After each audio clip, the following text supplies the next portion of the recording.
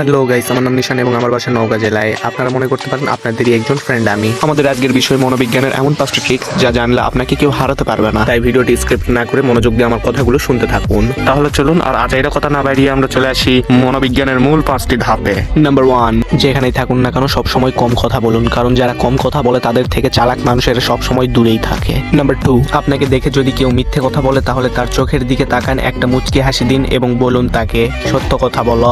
Number 3, সবসময় কনফিডেন্টের সঙ্গে কথা বলবেন, কখনো ভয় পেয়ে কথা বলবেন না, কারণ আপনি যখনই ভয় পেয়ে কথা বলবেন তখনই অন্যরা আপনাকে হালকাভাবে নিতে শুরু করবে।